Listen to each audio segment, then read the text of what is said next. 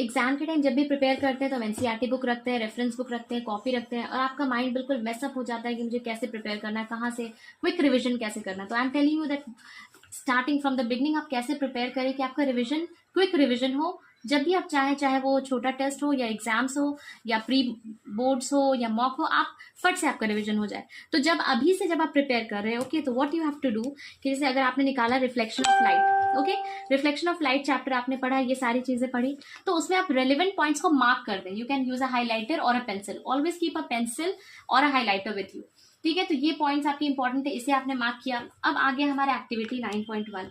तो अब ये एक्टिविटी करने के लिए या तो आपको रेफरेंस बुक की जरूरत पड़ेगी या यूट्यूब की जरूरत पड़ेगी, ओके। तो यूट्यूब से या रेफरेंस बुक से जहां से भी आपको अगर इन्फॉर्मेशन, ये आपको आंसर्स मिल जाता है, तो आप उसे वहीं लिख लें, ताकि दोबारा जब आप प्रिपेयर करेंगे तो फिर आपको जरूरत नहीं होगी कि आप फिर से यूट्यूब ओपन करेंगे या फिर से रेफरेंस बुक में सर्च करेंगे, अरे मैंने क्या सर्च किया था। जैसे suppose we are taking here, take a large shining spoon, try to view your face in its curved surface. तो कर्व्ड सर्फेस क्या है, उसका जो इनर सर्फेस है, जो कर्व्ड सर्फेस है वो क्या है, सर्फेस है। This curved surface is the concave surface, ठीक है। तो अब ये सर्फेस कैसा है, कनकेव, तो हम यही लिख देंगे concave surface. Do you get the image, is it smaller और लार्जर। तो अब इसमें आपको इमेज कैसा दिखेगा जब आप देखेंगे, अगर आपको इसे this in this, it's not a new spoon so it's not very properly visible, लेकिन अगर आप इसे देखेंगे तो आपको कैसा इमेज दिखेगा, रियल और इन्वर्टेड। जब फार अवे, जब आपका ये पेंसिल दूर है ना, तो आपको रियल और इन्वर्टेड इमेज दिखेगा, ओके, इन्वर्टेड रहेगा इमेज। जैसे ये बहुत क्लोज आएगा, image will again become erect, ठीक है। तो this will behave as a concave mirror. तो आप इस पॉइंट को यहीं पे लिख ले, नोट डाउन कर ले in short, okay. Now next, how does it change, how does it change में भी आप लिख सकते हैं, as we move near, move the object near the image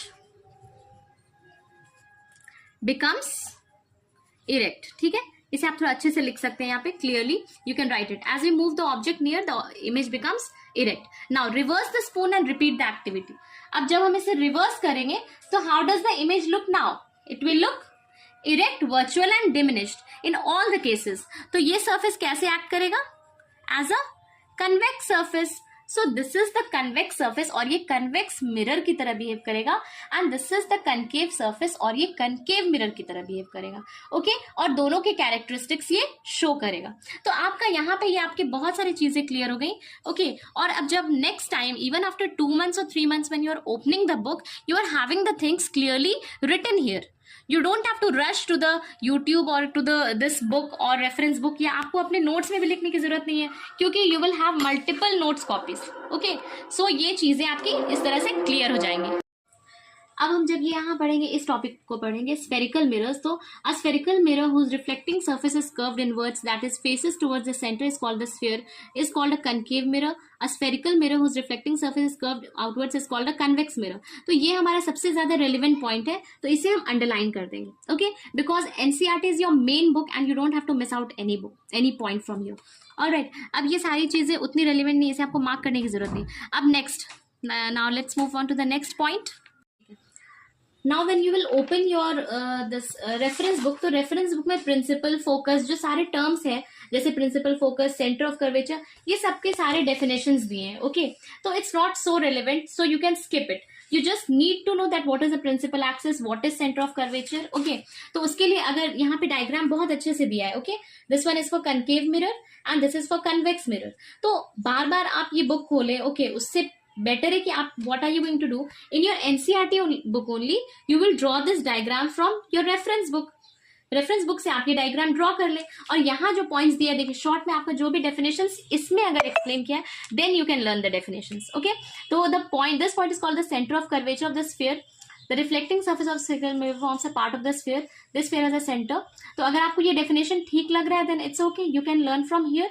और अगर आपको यहाँ से अगर कोई पॉइंट अच्छा लग रहा है तो you can note it down here, so you have a ample of space here in the NCERT book.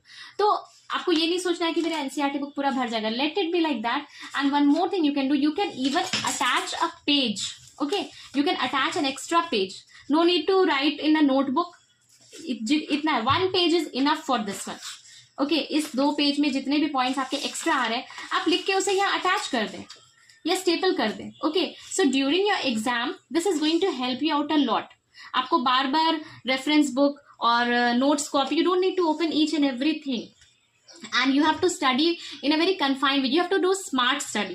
You don't have to do anything extra. See, like here in reference book so many things are given. ये सारे आपने standard 7th और 8th की चीजें भी इसमें दी हैं, तो it's not in the syllabus of standard 10th. Okay, standard 10th में इन सारी चीजों से questions आपके नहीं आने वाले. Okay, so whatever topic is discussed in NCERT, you have to extract that topic from the reference book, and that thing only you have to study. All right.